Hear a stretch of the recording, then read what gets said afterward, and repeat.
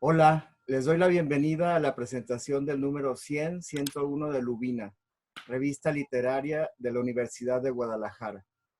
Esta presentación se realiza como parte del programa de la Feria Internacional del Libro de Guadalajara. Para presentar este número, titulado Porvenir, con el que Lubina cumple 25 años de publicarse sin interrupción, están con nosotros Adriana Díaz Enciso. Ella es poeta, narradora y traductora que recientemente publicó Ciudad Doliente de Dios, novela inspirada en los poemas proféticos de William Blake. Es tapatía y vive en Londres desde hace más de 20 años. Santiago Kovadlov, ensayista, poeta, traductor de literatura de lengua portuguesa, autor de relatos para niños. Sus libros más recientes son el ensayo Locos de Dios y el poemario ¿Quién sos? Es argentino y vive en Buenos Aires. Adrián Curiel Rivera, narrador y ensayista, es autor de 6 novelas. La más nueva es Paraíso en Casa y de sus 3 volúmenes de ensayos, Avistamientos Críticos es el más reciente. Él reside en Mérida, Yucatán. Yosulanda es filósofo, poeta, narrador y ensayista. Más allá de la palabra, ensayo, Treno a la mujer que se fue con el tiempo, poesía y Sarandona son algunos de sus libros. Es de origen venezolano y vive en la Ciudad de México. Silvia Eugenia Castillero, ella es poeta y ensayista. En esa delgada separación es un nuevo libro de poemas. Silvia Eugenia es la directora de la revista Lubina y ella dirigirá esta presentación. Le dejo la palabra a Silvia Eugenia Castillero. Buenas tardes. Víctor, muchísimas gracias por esta introducción, por esta presentación. Y bueno, bienvenidos Adriana, Santiago, Josu, Adrián. Es un honor de verdad tenerlos con nosotros en el lanzamiento de Lubina 100, en el marco de FIL Guadalajara, como ya lo dijo Víctor, Víctor Ortiz Partida, que es editor de Lubina y es poeta. Estamos pues, como también ya lo dijo, en esta emisión virtual. La primera y esperemos que sea la última. Muchas gracias también a quienes nos acompañan esta tarde, lectores y amigos. Además de estar conmemorando el número 101, pero yo le voy a decir 100 porque suena más bonito, de Lubina, como dijo también Víctor, con un nuevo diseño. Estamos llegando a los 25 años. También este aniversario nos tiene muy contentos y nos remite más que nunca a la reflexión sobre el tiempo y en concreto sobre el futuro. Porvenir es el título del número, como también lo indicó Víctor, y realmente nunca antes el tiempo nos había instado a concentrarnos de tal manera en el momento histórico que vive nuestro planeta. Un momento crítico de confinamiento y del quiebre de un modelo político-económico que ya estamos viendo que se desvanece. Nunca antes la temporalidad nos había aguijoneado como ahora. No obstante, los creadores tienen el don de imaginar y de bosquejar otro porvenir. En relación directa, claro, con el transcurrir de la historia. Lubina 100 trata y trató, porque cuando la esbozamos el concepto, cuando trabajamos en la edición, hablo en pasado, trató, y ahora festeja porque ya está el número, abre ese abanico de abordajes literarios del futuro, porque estamos convencidos que el imaginario de las obras de ficción es un cosmos y a la vez una trama. Entonces, el futuro, esta palabra enigmática en los días que corren, es el abordaje de hoy en este panel y es el abordaje de Lubina 101. Entonces estamos frente a un planeta cercado por un virus, que ya lo dice uno tan fácilmente, pero en realidad es terrible, ¿verdad? Y estamos frente a la degradación de muchas cosas. de varios factores naturales, políticos, etcétera, económicos.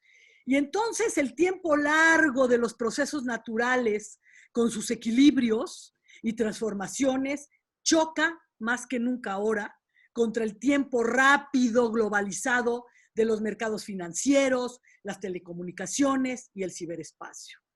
En este abanico de textos literarios, lo que destaca es la especificidad, y la permanencia del tiempo que cada uno de estos textos que tenemos en la revista, cada uno atrapa en su cosmos. Tenemos ensayos, poemas, cuentos, construcciones estéticas en las que la continuidad humana se manifiesta en sus ciclos vitales, en sus bellas formas específicas, en su mutabilidad de cosas creadas y en ese desafío humano de la reproducción sin fin que toca lo eterno sin poseer la eternidad. Que eso es el asunto de los creadores, ¿no?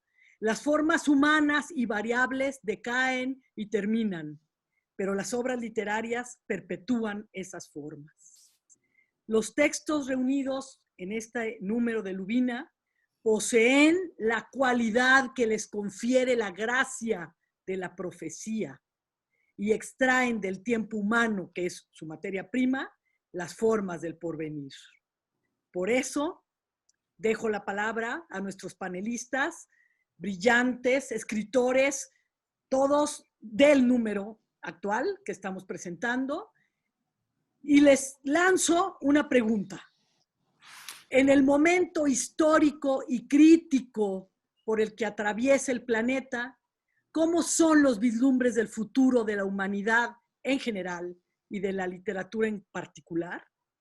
¿Cuáles son las visiones actuales de los creadores literarios? ¿Cuáles son las ideas del futuro que los creadores tienen de lo venidero en su arte? Voy a ceder primero la palabra a Adriana Díaz Enciso y les pido a los demás que pongamos en silencio el micrófono mientras ella interviene y así vamos prendiendo el micrófono de acuerdo a quién le vaya yo cediendo la palabra. Muchas gracias, Adriana, es tuyo el micrófono. Hola, ¿qué tal? Silvia Eugenia, muchas gracias por la invitación para estar aquí. Víctor, muchas gracias también, es un gran placer verlos. Y me da mucho gusto poder reunirme con todos los panelistas desde distintas coordenadas geográficas.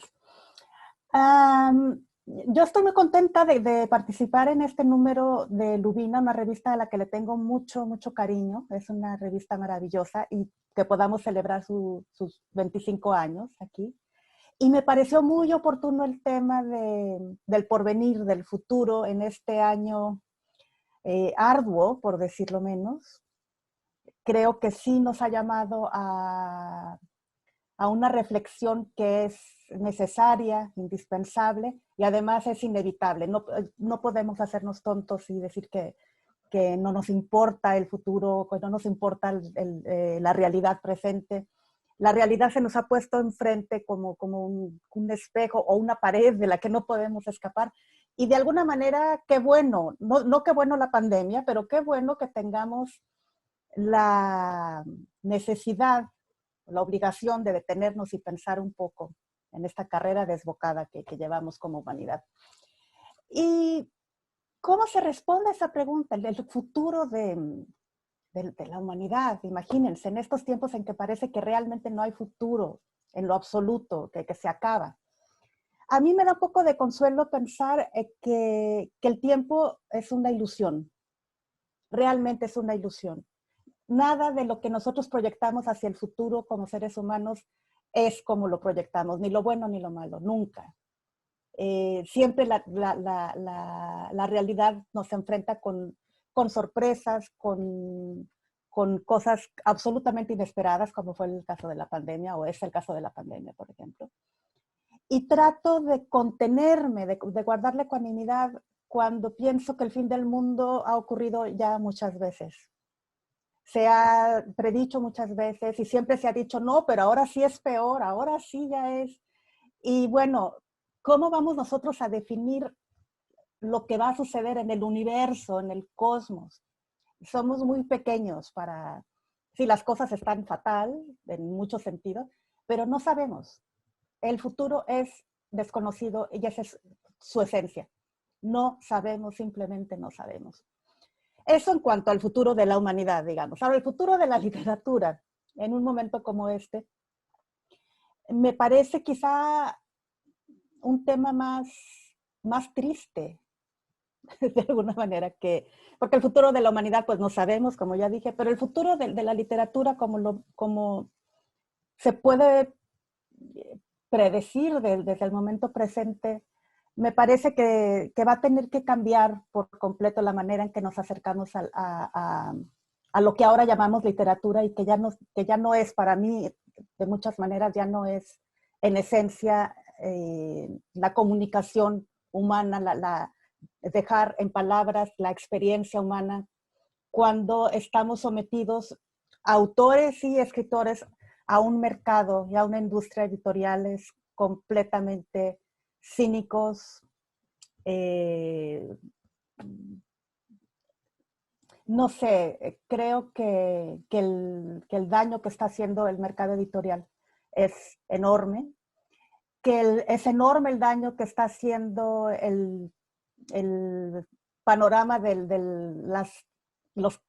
las escuelas de escritura creativa, prometiéndole a todo mundo que todo mundo puede ser un gran escritor y va a ser famosísimo y va a tener a gente y todo rapidísimo.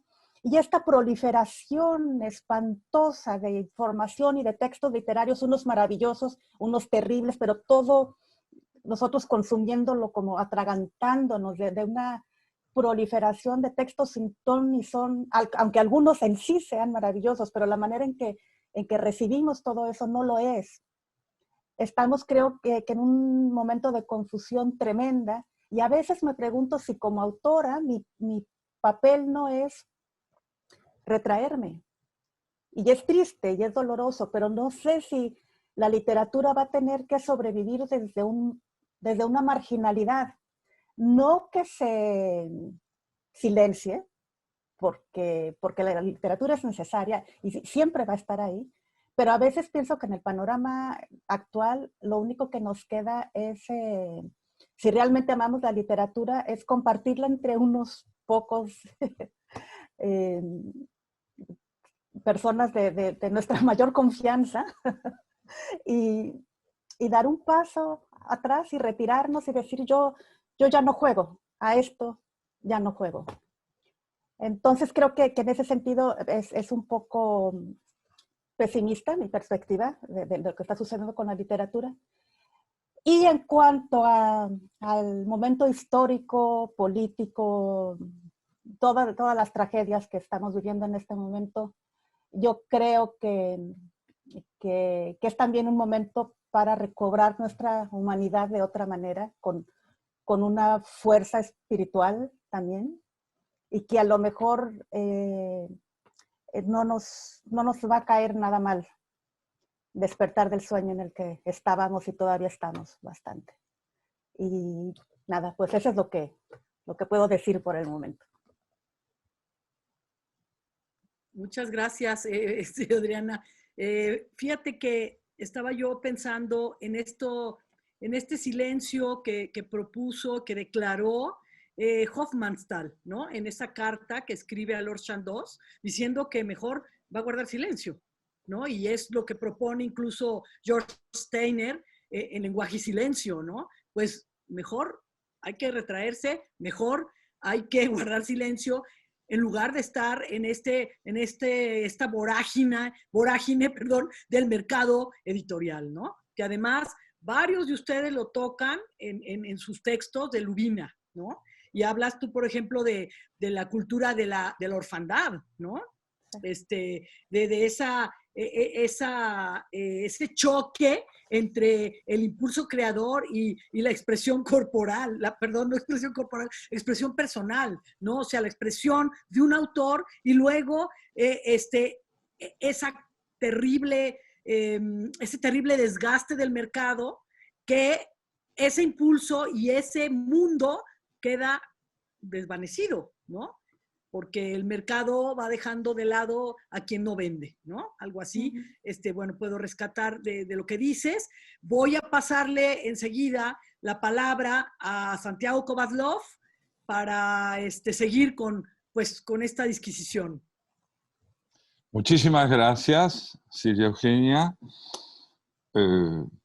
Creo, en primer lugar, que el concepto de futuro, si bien está asociado desde siempre a un alto grado de imprevisibilidad, o por lo menos de una prudente imprevisibilidad, en nuestro tiempo, a raíz de la peste que nos acosa en particular, toma una intensidad muy específica, y eso se debe, a mi modo de ver, al hecho de que la nuestra es una cultura que ha caído desde hace ya varias décadas en un campo de enorme difusión y práctica, que es el de la previsibilidad, y el haber hecho de la previsión un recurso primordial tanto en el orden de la salud, mediante la apología del cálculo, de los exámenes previos, de la posibilidad de anticiparnos a los acontecimientos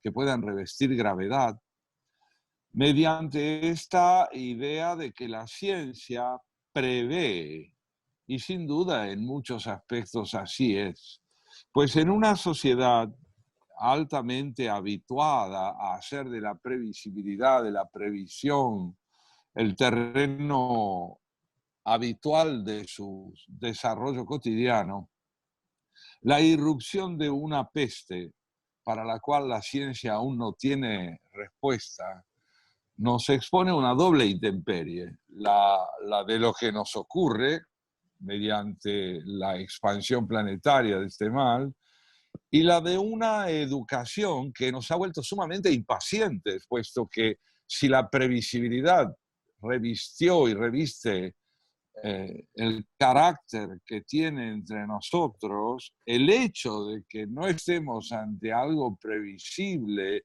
en términos de solución, de una vacuna que demora su irrupción, no más de lo normal, sino más de lo que nuestra ansiedad está dispuesta a tolerar. Entonces, en ese marco, creo yo que el sentimiento de intemperie se duplica, por lo menos, y nos expone a esta doble evidencia.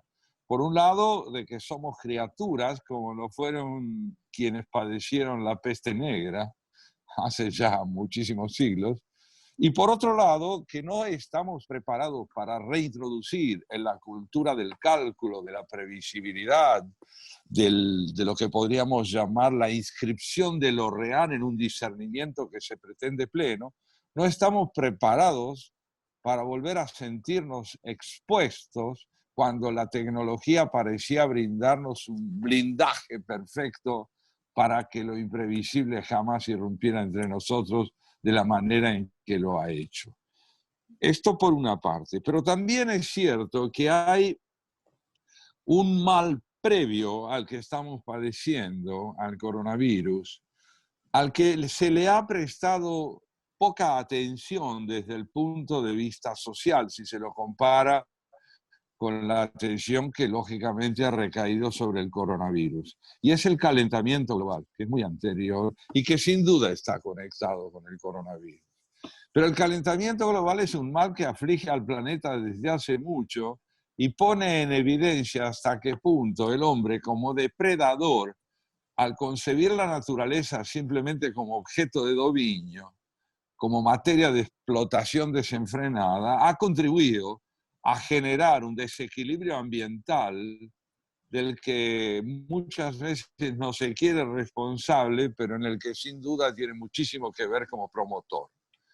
En consecuencia, el calentamiento global, el coronavirus, las crisis por las que atraviesan las democracias sociales contemporáneas, el auge de los populismos, cierta tendencia a no poder encontrar en la política ese triunfalismo de posguerra que durante más de medio siglo alimentó a Occidente en la presunción de saber cómo orientar nuestras democracias, pues todo esto contribuye a hacer del hombre un ser que recupera una vivencia de la temporalidad y del futuro verdaderamente angustiante, porque ni es ya el futuro el campo de la previsibilidad, y no es tampoco el campo de una oscuridad completa en de la que podamos sentirnos apartados e inocentes.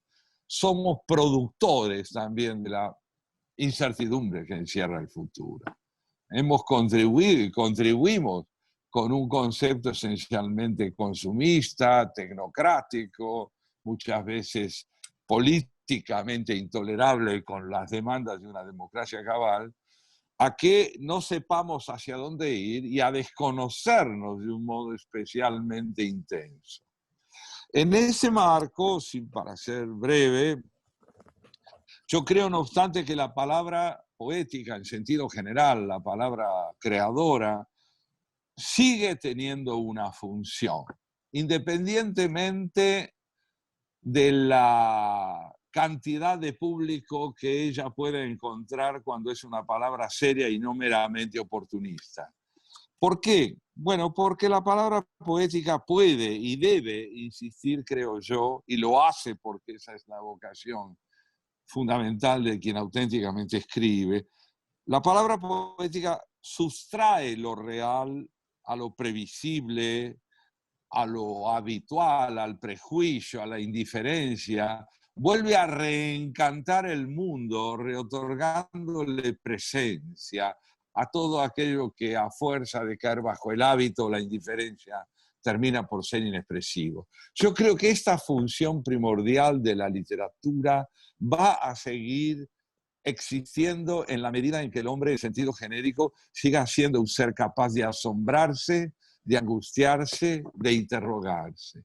En ese sentido, entonces, me parece que la literatura puede contribuir muchísimo a que el autodesconocimiento en el que incurre el hombre de nuestro tiempo a raíz de las crisis que estamos viviendo, permita que se reconozca paradójicamente en la capacidad de desconocerse, porque si algo nos enseña la literatura es a volver a desconocernos.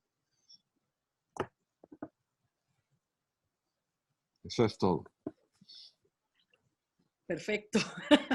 Bueno, excelente. O sea, creo que ese no saber del que parte el creador y del que saca la mayor intensidad la literatura es un elemento que ahorita nos permite estar aquí, nos permite creer en que lo que estamos creando, lo que estamos publicando, lo que estamos haciendo, tiene razón de ser. Entonces, yo quiero destacar un concepto del texto que publicaste en Lubina, que me gusta muchísimo, que dice: el deseo es la voz de un futuro que clama por un presente que, alcanzado, se vuelve a desintegrar bajo la presión de ese futuro. Y estamos en esto, ¿no? En este deseo, en este no saber y en esta necesidad de seguir creando poesía en el sentido amplio, como tú lo mencionaste. Muchas gracias, Santiago. Gracias a ti. Bueno, ahora le voy a pasar la palabra a Adrián. Sí, ¿qué tal? Pues muchísimo gusto en saludar a los panelistas. También, pues es un honor ser participante en este evento de celebración de los 25 años de Lubina y del número 100. Es una revista en la que yo he colaborado varias veces y siempre la he sentido como mi casa, así que doble placer en ese sentido. Bueno, las preguntas que planteaste son aparentemente tan sencillas y en realidad tan complejas que trataré de ir respondiendo en alguna manera más o menos coherente y ordenada. Comparto la preocupación de Adriana respecto a la tiranía del mercado editorial, respecto a estas pautas mercantiles que pretenden aplastar las voces originales y las voces de la creación auténtica. Y comparto también muchas de lo que ha dicho Santiago. Yo creo que nosotros habitamos actualmente una especie de medioevo tecnificado. Impera la barbarie, la simulación, el simulacro de la verdad, la apología y la exaltación de la violencia en sus múltiples formas. Se ha pasado en Occidente de la fascinación por la perspectiva catastrofista del mundo a una vivencia real de la distopía y el apocalipsis. En la era de las telecomunicaciones estamos más solos e incomunicados que nunca. En la era de la información vivimos aquejados de infodemia y mentiras. La tierra misma, como decía Santiago, se ha revelado ante nuestra propensión ecocida y depredatoria. Régulos criminales gobiernan el planeta. Pero el arte en general y la literatura en particular siempre han estado y seguirán ahí, insobornables, para no dejarse amordazar, para no dejarse vendar los ojos, y representan ese resquicio de esperanza para encontrar el rubí enterrado en el lodazal. La visión que yo tengo, no sé cuáles, hay muchas visiones evidentes de distintos autores, pero la mía en particular la asocio a una visión clásica de la literatura, la que podría tener Homero, digamos. Yo pienso que a través del arte y el ejercicio narrativos, uno puede encontrar, y esto coincide también con lo que dijo Santiago, la esencia de lo que nos constituye como humanos. Los temas, pues como decía Borges, son en realidad siempre los mismos. La soledad, la muerte, el amor, el odio, la venganza. En sí mismos no importa, pueden ser relevantes o completamente irrelevantes. Lo que importa es el tratamiento literario, conseguir personajes que creen empatía con el lector, que lo hagan identificarse con él, que lo hagan odiarlos o amarlos, no importa, pero que no los dejen indiferentes, crear esas atmósferas y esos climas que permitan poner en funcionamiento a la literatura como lo que es una expresión paradójicamente mentirosa que nos expresa verdades fundamentales de nuestra esencia y de nuestra humanidad. Yo creo que las buenas creaciones siempre de alguna manera condensan el signo de su época, pero lo trascienden de alguna manera visionaria.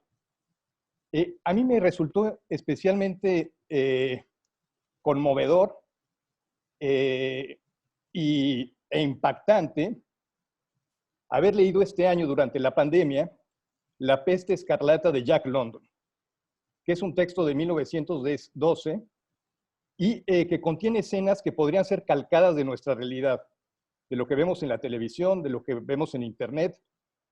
Y en esa ficción se habla de también de una pandemia provocada no por un virus, sino por una bacteria. Y lo más impresionante es que pocos años después, en 1918, la gripe española asolaría efectivamente a la humanidad, creando una cantidad de muertos incluso más significativa que la que estamos padeciendo nosotros. Pero en fin, a lo que voy es esta capacidad visionaria y redentora de la literatura, creo que sigue siendo vigente, y del arte en general, más allá de lo que dice Adriana, que efectivamente hay un gran cinismo en en presentar voces oportunistas y meramente comerciales como voces auténticas y genuinas en el mundo de la expresión literaria. Ahora, el mismo concepto de porvenir me parece que es una paradoja. Si aceptamos que estamos hechos de tiempo, podemos sostener tres hipótesis. Somos solo pasado, pues a cada instante se desgrana el momento presente. Somos solo presente, pues el aquí y ahora es la única realidad tangible. O somos solo futuro, siendo cada instante el segundo siguiente, sin que podamos detenernos ni hacer retroceder el tiempo. Hay muchas mucha poesía, mucha reflexión sobre lo que es el futuro y el porvenir. Juan Ramón Jiménez, por ejemplo, dice en este verso: la vida es solo presente como la rosa en la luz instantánea de una linterna por un jardín. El filósofo Peter Ouspensky dice que en realidad el futuro siempre ha estado frente a nosotros, que lo que pasa es que los humanos somos incapaces de mirar más allá de una mirilla. Lo que vemos en la mirilla es lo que creemos que es nuestra realidad, pero lo que hemos dejado de ver es el pasado y lo que esperamos ver es el futuro, pero quizá todo está de una manera no newtoniana, no en un continuo de tiempo, sino en una especie de curvatura muy misteriosa para nuestras capacidades de comprensión. A mí me gusta mucho unos personajes extraterrestres que inventó Kurt Vonnegut, que se llaman los trafalmadorianos, que ellos vivían el presente, el pasado y el futuro instantáneamente a cada instante. Eso es lo que dice Vonnegut, que me parece una cosa muy cómica, pero también metafísicamente muy inquietante. Finalmente, yo creo que el futuro, de alguna manera, podemos considerarlo como un presente constantemente proyectado, que está siendo y dejando de ser al margen de un reloj o de una fecha precisa, y que hace que el mundo ya no sea y siga siendo el mismo. Eso también es muy paradójico, porque más allá de la imprevisibilidad y del cambio efectivo que ocurre, hay veces que de alguna manera es una concatenación y una réplica de cosas anteriores que si no, no se podrían explicar. Como dijo Santiago, quizá el virus no podría explicarse sin el calentamiento global y sin la depredación capitalista y mercantilista de la naturaleza. Entonces, es otro nuevo mundo, pero al mismo tiempo es un mundo que es consecuencia de uno anterior y que al mismo tiempo está contenido en el nuevo mundo. A veces yo imagino la historia y el futuro mismo como una mera redundancia, como un mero caminar en círculos o en espiral, donde los humanos finalmente volverán a ser capaces de las peores tropelías o de los gestos más generosos de solidaridad.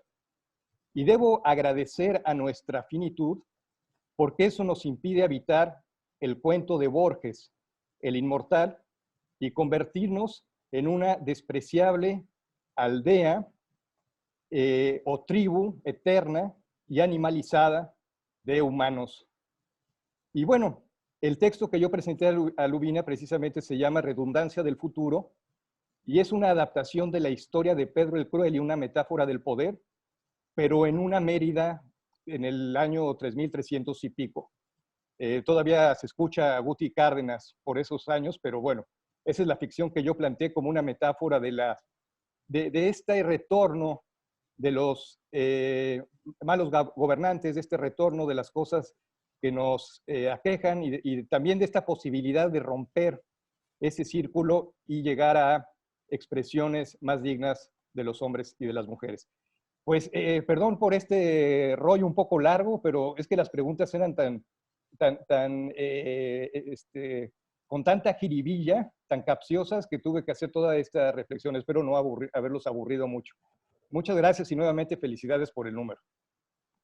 Muchas gracias, Adriana. Todo lo contrario, me interesó muchísimo tu participación y estaba yo pensando, ahorita que hablabas, que me parece a mí muy contrastante que mientras estamos aquí confinados, todo el planeta en sus casas, en fin,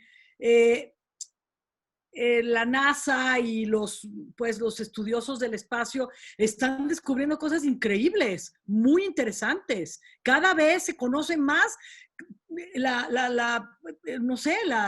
naturaleza de ese universo que pues es un hoyo negro y que no sabemos qué va a pasar, a dónde vamos a ir. Se va a romper esta dimensión de tiempo-espacio y tal vez renazcamos. No creo en eso, yo no creo en la resurrección y esas cosas, pero a lo mejor vuelve a surgir una civilización en la que capaz que volvemos a estar. Yo no sé, he pensado tantas cosas así de ficción, de ciencia ficción en esta pandemia, que se me hace muy contrastante y que me remitió tu participación. Y te quiero decir que el año en el que está ubicado tu relato es 6,335. Bueno, muchas gracias y Gracias, lo había olvidado. le paso la palabra a Yosulanda.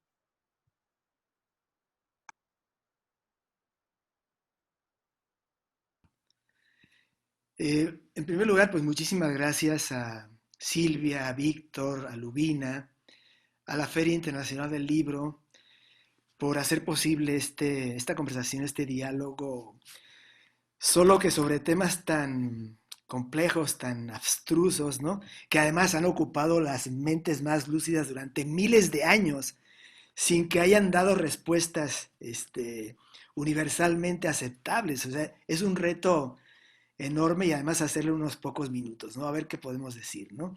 Pero por lo pronto me siento muy agradecido y muy satisfecho además de compartir pues con colegas tan lúcidos. Además, algunos, debo confesar, no los conocía, por ejemplo, Santiago no lo conocía, pero la revista que nos enviaste oportunamente me permitió pues leer su texto y bueno, actualizar lecturas con respecto a Adriana, conocer un poco más de Adrián, en fin. Entonces me siento muy contento por esto y pues hay que celebrarlo, ¿no? Como decía, pues y todos hemos coincidido, pues no queda de otra, ¿verdad? Este asunto del tiempo, el futuro y los nexos con la literatura y la poesía y demás, que es lo que más me concierne a mí, es demasiado amplio, pero bueno, podemos utilizar estos minutos para tratar pues de remover algunas conciencias, ¿no? De incidir en algunas conciencias, dado que la situación nos obliga, quizá nos impone, nos exige o espera de nosotros, ¿verdad? Que ofrezcamos algunas visiones y orientaciones. No sé con qué, eso sí se llama tener fe, porque creer que uno pueda dar algo así, pero bueno, uno debe tratar de cumplir con ese compromiso. Debo empezar por señalar que no creo en el tiempo absoluto, ¿sí? Esto no es nada nuevo. Como decía hace un momento, las reflexiones sobre el tiempo llevan milenios. En lo personal, entonces solo voy a hablar de lo que es mi postura personal. No quiere decir por eso que sea original. No creo que podamos hablar de un tiempo objetivo como tal, aunque poéticamente podemos decir cosas como las que decía María Zambrano, ¿no? El futuro es un Dios desconocido y en términos alegóricos lo acepto. Pienso que el tiempo somos nosotros, ¿sí? El tiempo es uno, el tiempo eres tú, el tiempo es ella, es él, soy yo, ¿sí? Y que en tanto que potencias, y estoy utilizando un poco el término en sentido aristotélico, somos finalmente potencia que en algún momento trata de realizarse en acto, ¿sí? Estamos proyectados en un despliegue y ese movimiento, ese fluir, ¿sí? Ese fluir es lo que nosotros podemos medio manejar y concebir y representarnos, introduciendo una noción tremendamente problemática y finalmente ilusoria, pienso yo, que llamamos tiempo, ¿no? Y que además nos lleva un poco a la idea de que es posible que nosotros podamos controlar ese elemento, manejarlo a nuestro favor, y es donde empiezan esos asuntos que decía, por ejemplo, Santiago, ¿no? Del control o de la previsión y de la medición del tiempo y de la ilusión de que, no solo eso, sino además la educación y el habituarnos, ¿verdad?, a vivir en un mundo que decía previsible. Ahora, en ese punto, coincidiendo, bueno, en realidad coincido con todas las exposiciones que hubo en general, pero habría puntos que matizar o habría puntos que ampliar, ¿no? No creo que sea un asunto exclusivo de nuestro tiempo, este afán, ¿no? De prever, de precaver, de prevenir, etcétera, ¿no? Bueno, todo el mundo antiguo estaba sustentado en la ilusión de conectar con la divinidad, que era la que supuestamente controlaba el tiempo, y a eso se le llamaba precisamente adivinación, ¿sí? en latín divinatio, o sea, conectar con aquellos que supuestamente manejaban los hilos, ¿no?, del tiempo y del mundo. Finalmente, tomando esa idea de que la vida, el estar en el mundo, que es lo nuestro, es un fluir constante, ¿sí? Bueno, el género humano ha tenido la pretensión de asumir que hay una especie de urdimbre. O sea, en el pasado se hablaba de destino. No hay nada más previsto que un destino, ¿no? Las cosas están escritas previamente y se cumplirán inexorablemente. Y entonces, esa urdimbre que potencias sobrehumanas estaban realizando, se podía captar por medio de una ciencia, además. Se consideraba una ciencia, que era la adivinación, ¿no? Lo que ha pasado, pienso yo, y en esto entro en lo que decía Santiago, es que hemos convertido a la ciencia en esa especie de divinidad y a la técnica su brazo que realiza, pues, todo lo que se puede a la luz de lo que cierta comprensión del mundo da la ciencia. Entonces, en realidad, lo que ha sucedido parece ser es que hemos abandonado nuestra conexión con aquellos elementos como la naturaleza divinizada, sacralizada, una ruptura con lo sagrado, una ruptura con lo divino, una ruptura con esas potencias, y nos hemos subordinado y sometido, subyugado, por decirlo así, de manera muy ilusoria, a otra potencia sobrehumana, entre comillas, que sería, repito, entre comillas, la ciencia y la tecnología, ¿no? O sea, el esquema mental sigue siendo exactamente el mismo. Entonces, frente a esto, digo el esquema, no estoy negando las modulaciones del tiempo y de la historia en eso. Entonces, frente a esto, me parece a mí que es mejor asumir que somos nosotros en una especie de algo parecido a lo que decía hace un momento Adrián, ¿no? Los antiguos le llamaban un nunc estans, ¿no? O sea, una especie de atmósfera. Yo preferiría hablar, por ejemplo, para entendernos mejor, vivimos en situación, siempre estamos en situación, ¿no? Y el despliegue de nuestro tiempo, de nuestra existencia personal y de lo que nos rodea es una sucesión constante de situaciones que se van modulando y se van entreverando, se van entrelazando. Y bueno, las ciencias sociales, la historia, etcétera, tienen justamente el reto, ¿no?, de describir y de identificar toda la urdimbre que se está dando ahí, ¿no? Y la ciencia, por su parte, está tratando de describirnos una serie de sistemas causales complejísimos, cada vez más complejos, ante los cuales, bueno, nosotros nos sentimos un tanto, como decía Santiago, a la intemperie doble y triple, la que sea, ¿no?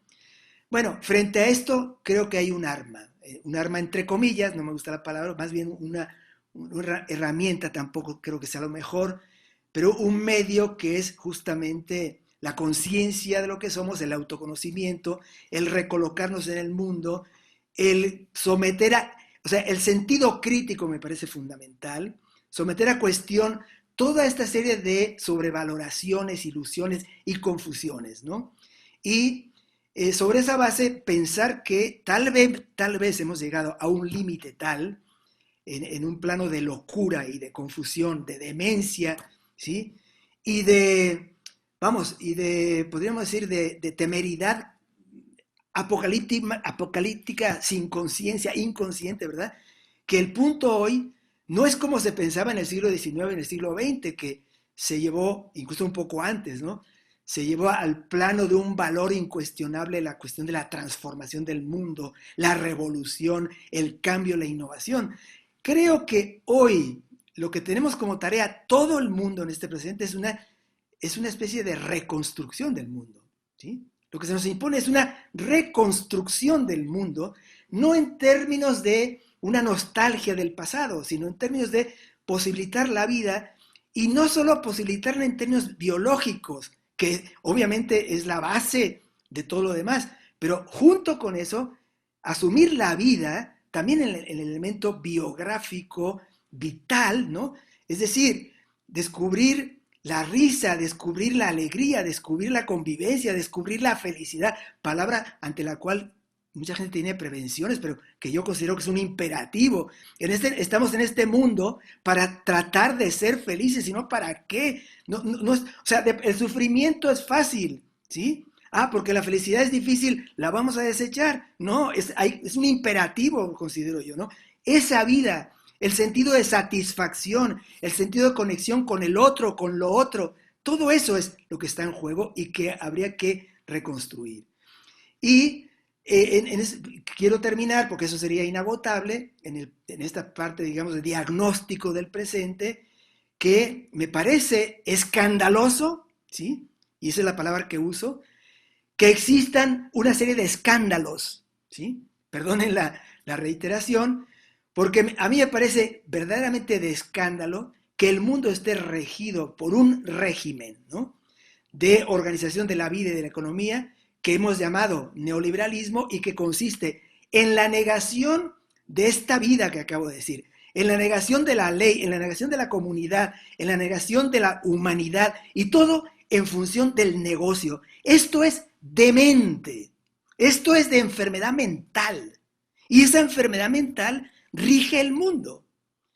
La pandemia, por lo menos, ¿verdad?, entre las cosas que ha traído ha sido, a mi modo de ver, la conciencia de que eso ya ha llegado a límites completamente insostenibles y hoy cada día es más difícil encontrar a nadie que defienda al neoliberalismo y todo lo que representa. Es decir, ese capitalismo extremo que algunos llaman salvaje, no sé por qué, con perdón de la selva, ¿no?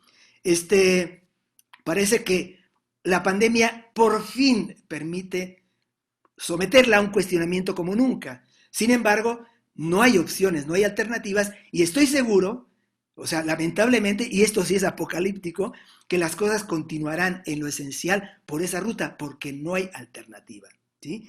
Es un escándalo todo esto, es un escándalo que existe racismo, es un escándalo que haya feminicidios, es un escándalo la penetración del crimen organizado en la política, es un escándalo la cleptocracia en la política, es un escándalo, vamos, toda una lista interminable de cosas que pasan el tiempo, se despliega la historia y siguen ahí, ¿sí? Entonces, ¿en qué términos podemos hacer algo frente a esto? Eso está en nosotros. No porque haya un futuro predeterminado, sino que el futuro está en nosotros y en la medida en que nosotros seamos mejores, lograremos algo en relación a una vida mejor próximamente. En cuanto a la literatura, la poesía en el sentido griego amplio de la palabra, pues yo coincido con lo que se ha dicho aquí desde Adriana al principio, y además leí su artículo y me di cuenta que teníamos muchas coincidencias en esos aspectos. Bueno, tenemos el aspecto del mercado, ya no voy a insistir en eso, tenemos el punto de la mediocridad, tenemos el punto de la decadencia, tenemos el punto de la confusión de valores estéticos, ¿sí? Y la incidencia entonces de intereses por encima de lo genuinamente poético, genuinamente artístico. Es una confusión de axiología estética, es decir, la gente, mientras funcione la cuestión del negocio y se impone la lógica de los negocios en el ámbito del arte, pues sucederá lo que ya todos estamos viendo y padeciendo, porque nosotros lo padecemos directamente en muchos sentidos, ¿no? O sea, entrar en un salón de clase de filosofía en la Universidad Nacional Autónoma de México en el 8º semestre, cuando están saliendo los alumnos con su título, y pronunciar la palabra cáliz y encontrar entre 40 alumnos uno solo que sepa lo que significa la palabra cáliz, bueno, pues me dice muchísimo más que muchos tratados, ¿no? Y eso es lo que tenemos en este momento. Ahora, no quisiera que esto, y ya quiero terminar por supuesto, llevara pues a una idea apocalíptica y pesimista. Lo de pesimismo y optimismo a mí me parece que es un falso problema, por cierto, ¿no? A mí no me interesa si es pesimista o me interesa si es verdadero o no, ¿sí? Entonces, en ese plano, yo sí pienso que todo esto, sin embargo, y lo dijo alguien por acá, creo que lo dijo la propia Adriana, Santiago, Adrián también, y tú también, Silvia, ¿no? Finalmente, parece una cosa de iniciados, parece una cosa de capillas, parece una cosa de gente, de una disociación de un grupo de sacerdotes que ofician el arte y la literatura, y sacerdotisas, ¿verdad?, que nos separamos de la sociedad. No es eso. Yo no creo que sea así. Nosotros estamos buscando. ¿Qué más quisiera yo? ¿Sí? Pero es la propia sociedad como está estructurada y los intereses que están en juego y toda la lógica terrible del capital y de los negocios lo que está haciendo prevalecer cosas a las que se les da valor cuando a lo verdaderamente valioso se le deja a un lado. Con esto no quiero ponerme por encima, es decir, no quiero ser exclusivista ni mucho menos, pero no puedo dejar de denunciar el cuadro, bueno, la calamidad del sistema educativo a nivel mundial, además, ¿no? No es un asunto mexicano ni latinoamericano, es una debacle todo el aspecto de la paideia, la educación, la cultura. Eso ya no existe, ¿sí? Entonces, ¿qué culpa tenemos nosotros de eso? Estamos más bien resistiendo. La poesía y concretamente la filosofía, por lo menos, son reductos ante los que el mercado difícilmente puede entrar y eso es una ventaja, ¿sí? Nadie hace negocios con la poesía, bienvenido. Entonces, permite que muchos fantasmones y ¿cómo se llama? Impostores y demás que se acercan, muchas moscas de esa miel, bueno, se darán cuenta de que esa miel es un poco más exigente, ¿no? Y eso es una ventaja. Pero, por lo mismo, pienso que lo que va a darse va a seguir la confusión de valores estéticos, de negocio, de mercado y todo lo demás, pero llegará el momento en que el péndulo vaya al otro lado. Y finalmente, toda esa basofia, toda esa basura quede en su lugar y haya renacimientos, resurgimientos y reactivaciones, porque también eso hay que hacerlo a todos los niveles, incluso en el terreno de la literatura, la poesía y el arte. Bueno, esto es todo por el momento. Espero que haya otra vuelta, porque hay muchas cosas que decir, ¿no? ¿Sí? Muchísimas gracias, Josu. De verdad, muy interesante. Pues no hay otra vuelta porque ya no tenemos tiempo, pero haremos otro foro. Habrá otra vuelta del mundo. Habrá una vuelta del mundo. Otro Eso sí. giro. No, Bueno, haremos, ya dijimos que vamos a hacer otro foro cuando cumpla 100 años Lubina. Si se da eso que dije de la nueva civilización. Bueno, la verdad, te agradezco muchísimo. Estaba pensando ahorita que hablabas en esto que dices, ¿no? En tu texto, de esta decadencia que vivimos, y digo, ojalá nos toque el renacimiento a nosotros, ojalá, de que va a haber un renacimiento de la cultura, la va a haber, esperemos, pero ojalá nos toque. Por lo pronto, me quedo pues con esto que tú hablas en tu texto, de esa degradación y fractura de la herencia cultural que estamos padeciendo y que además es una contradicción con el sentido del arte que es fundamentalmente el sentido humano vital el que va ahí, ¿no? En el arte. Claro. Entonces, que eso lo dices en tu texto y que lo destaco porque pues es esa contradicción que estamos viviendo cotidianamente en este mundo neoliberal, ¿no? De este mercado del que hablaba Adriana, del que hablaron todos, este mercado editorial tan, ahora sí, salvaje. Y bueno, pues nos quedamos con todos estos conceptos. Les agradezco muchísimo, muchísimo su participación, su presencia, sus palabras, sus textos en Lubina. A Víctor Ortiz, muchísimas gracias por estar aquí, coordinar el evento.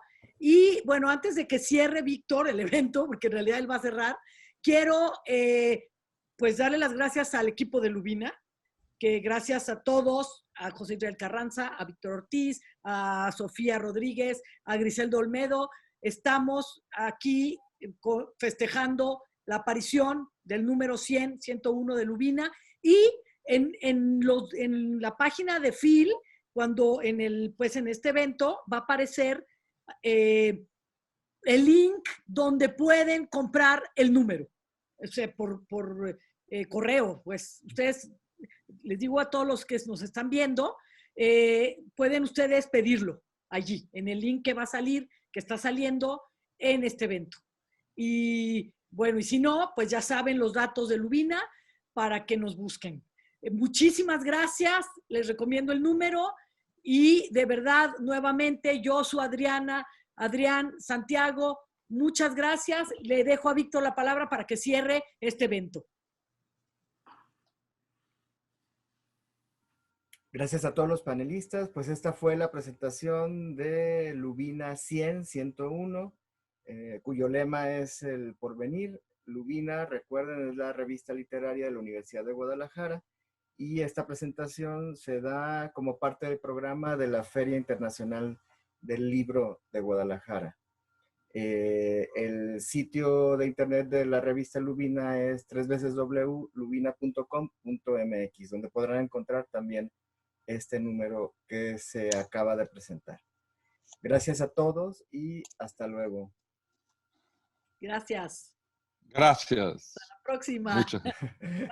Gracias. Muchas a todos, muchas gracias. Muchísimo gusto Sí, conocerlas qué gusto, personalmente, sí. aunque sea por esta vía tan Igualmente, Un gran igualmente. gusto. Santiago, Un gran Sí, gusto. Un gran Adrián, gusto un también. gusto. A Un Silvia, placer compartir este Santiago, momento. Adriana, Silvia, Víctor. A Víctor también Chao. lo conozco hace tiempo y esperemos que Sí. de veras el mundo dé alguna otra vuelta y nos veamos en el camino. Y nos veamos en persona. Sí, ojalá. Adiós. Sí, por Hasta favor. pronto. En persona. Adiós, Abrazos adiós. entrañables. Abrazos. Igual, Igualmente. Datos reales, no virtuales. Sí. No virtuales, Chao. reales. Adiós. Gracias. Gracias. Bye. Hasta pronto. Adiós. Adiós.